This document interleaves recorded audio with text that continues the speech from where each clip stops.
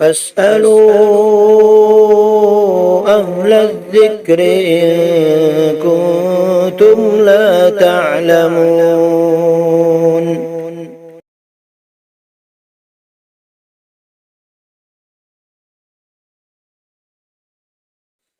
نحمده ونصلی علی رسولہ الکریم، اما بعد۔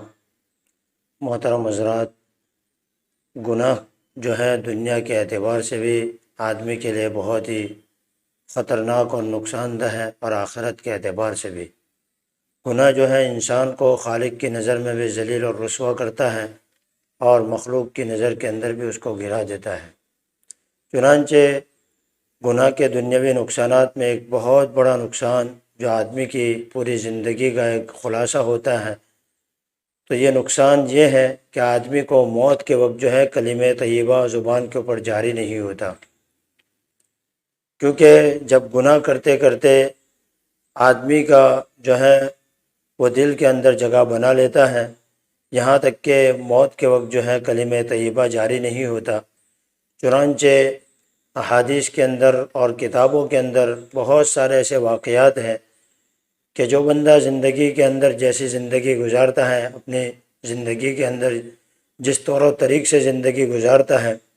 پھر موت کے وقت وہی چیزیں اس کی زبان کے اوپر جاری ہوتی ہے۔ اسی لیے حدیث پاک کے اندر یہ بھی آتا ہے، کما تعیشون تموتون وکما تموتون تحشرون، کہ تم جیسی زندگی گزارو گے ویسی ہی تمہیں موت آئے گی، اور جس حالت میں موت آئے گی اسی حالت کے اندر قیامت کے دن اٹھائے جاؤ گے۔ چنانچہ دو تین واقعات میں آپ کو پیش کر دوں۔ غالباً حضرت شیخ صاحب فضائل اعمال حضرت مولانا زکریا صاحب نور اللہ مرقدہ نے یہ واقعہ لکھا ہے کہ ایک تاجر تھا، کپڑوں کا بیپاری تھا۔ جب اس کے موت کا وقت قریب آیا اور جب اس کو کلمہ طیبہ کی تلقین کی گئی، تو وہ کلمہ پڑھنے کی جگہ پر یہ کہہ رہا تھا کہ یہ کپڑا بہت اچھا ہے، یہ خریدار جو ہے وہ بہت خوشنما ہے، اس کپڑے کی قیمت اتنی ہے۔ تو جس طرح آدمی زندگی کے اندر زندگی گزارتا ہے، اسی طرح جو ہے پھر موت کے وقت بھی وہی چیزیں زبان کے اوپر جاری ہو جاتی ہے۔ اسی طرح ایک اور واقعہ لکھا ہے ایک سائل کے بارے میں، مانگنے والے کے بارے میں، کہ جب اس کو موت کے وقت تلقین کی گئی تو وہ وہی کہہ رہا تھا کہ اللہ کے نام 1 روپیہ دے دو، اللہ کے نام پہ 1 روپیہ دے دو۔ اسی طرح اور بھی بہت سارے واقعات ہیں کہ زندگی کے اندر آدمی جس چیز کا زیادہ مشغلہ بنا لیتا ہے اور جس چیز کا زبان کا عادی بنا دیتا ہے، پھر موت کے وقت بھی وہی چیزیں زبان کے اوپر جاری ہو جاتی ہے۔ اس لیے آدمی کو گناہ کرتے ہوئے بہت سوچنا چاہیے، یا اگر آدمی سے گناہ ہو گئے ہیں تو آدمی کو چاہیے کہ فوراً اللہ تبارک و تعالیٰ کے سامنے رجوع کریں، توبہ کریں، اور توبہ کے ذریعے اس گناہوں کو دھو دے اور اللہ تعالیٰ کو راضی کر لیں، تاکہ گناہ کی جو سب سے بڑی نحوست ہے کہ موت کے وقت انسان کو کلمہ طیبہ زبان کے اوپر جاری نہیں ہوتا۔ چونکہ آدمی کی پوری زندگی کے نیک اعمال کا مقصد اور صدقہ اور خیرات کا مقصد اور جتنے بھی کار خیر ہیں ان تمام کا مقصد یہی ہوتا ہے کہ آدمی ایمان کے اوپر جو ہے ثبات اور استقامت سے رہے، اور موت کے وقت جو ہے اس کا ایمان سلامت رہے، اور موت کے وقت اس کو کلمے والی موت نصیب ہو جائے۔ لیکن اس کے بالمقابل جب بندہ گناہ کرتا رہتا ہے تو پھر اللہ تبارک و تعالیٰ کلمہ طیبہ سے اس کو محروم فرما دیتے ہیں۔ اس لیے آدمی کو چاہیے کہ جتنا ہو سکے اپنے آپ کو گناہوں والی زندگی سے بچائیں، اور اللہ تعالیٰ سے اس کے بارے میں توفیق بھی مانگے، اور اللہ تعالیٰ سے مدد بھی مانگے کہ اللہ تبارک و تعالیٰ ہمارے گناہوں سے ہماری پوری حفاظت فرمائے۔ اسی طرح جو ہے گناہ کرنے کی وجہ سے آدمی جو ہے اللہ کی رحمت سے نا امید ہو جاتا ہے۔ حالانکہ نا امیدی جو ہے وہ کبھی کبھی آدمی کو کفر تک بھی پہنچا دیتی ہے، کیونکہ جب انسان گناہ کرتا رہتا ہے، گناہ کرتا ہی رہتا ہے، تو پھر انسان یہ سوچتا ہے کہ میری مغفرت بھی ہوگی یا نہیں، اگر میں اللہ تعالیٰ کے سامنے توبہ کروں گا تو کیا اللہ تبارک و تعالیٰ میری توبہ قبول کرے گا یا نہیں۔ تو یہ اسی وجہ سے جو ہے پھر آدمی توبہ کرنا ہی بند کر دیتا ہے۔ اسی وجہ سے کتابوں میں لکھا ہے کہ ایک آدمی کو موت کے وقت جو ہے کلمہ طیبہ کی تلقین کی گئی تو اس نے گانا گانے شروع کر دیے، تو یہ کیا وجہ ہے کہ اس نے پوری زندگی جو ہے گانوں کے اندر گزاری ہوگی، اسی وجہ سے جو ہے وہ پھر وہ موت کے وقت بھی گانا شروع کر دیا۔ اسی طرح ایک آدمی کو اسی طرح کلمے کی تلقین کی گئی تو اس نے بھی یہی کہا کہ اس کلمے سے مجھے کیا فائدہ، میں نے تو پوری زندگی نماز ہی نہیں پڑھی ہے۔ تو پھر اسی وجہ سے جب آدمی گناہ کرتا ہے اور پوری زندگی گناہوں کے اندر گزارتا ہے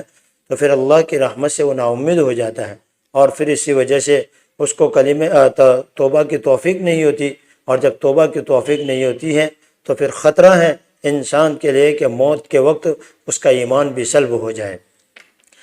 تو اسی دوران یہ نماز کا تذکرہ نکل گیا تو نماز کے بارے میں ایک فضیلت میں سنا دوں جو میں نے آج کل ہی کہیں پڑھی ہے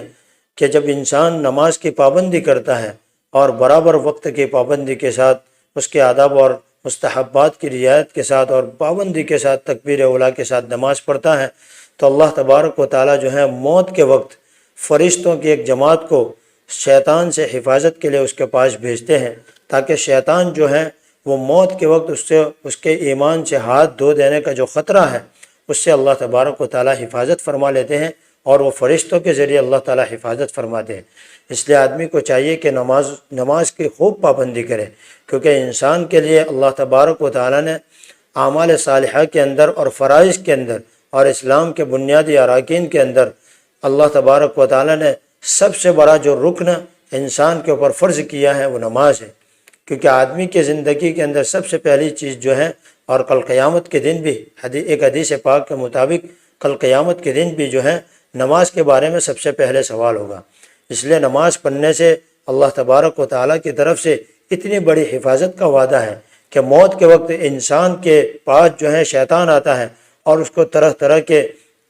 مکر و فریب اور نہ جانے کیسے کیسے حملے کرتا ہے، تاکہ انسان جو ہے موت کے وقت ایسے کلمہ کفر بک دے کہ جس کی وجہ سے وہ ایمان سے ہاتھ دھو بیٹھے اور دنیا سے ایمان کے بغیر چلا جائے۔ لیکن جب انسان اپنی زندگی کے اندر نماز کی پابندی کرتا ہے اور تکبیر اولیٰ کے ساتھ، اوقات کی پابندی کے ساتھ اور پانچوں وقت کے نماز کا پابند رہتا ہے تو اللہ تبارک و تعالیٰ موت کے وقت فرشتوں کے ذریعے شیطان سے اس کی حفاظت فرماتے ہیں۔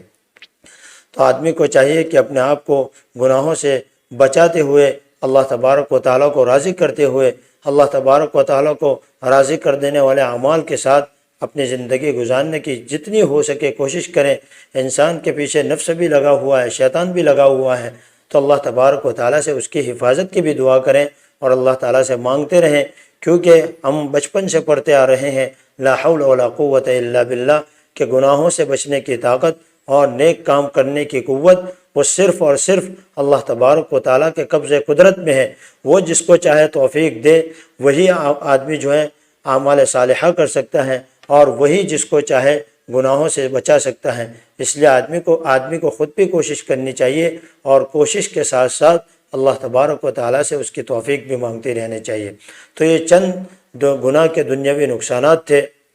جو قرآن حدیث کی روشنی کے اندر اس بندے نے جو ہے بہت محنت کے ساتھ اس کے بارے میں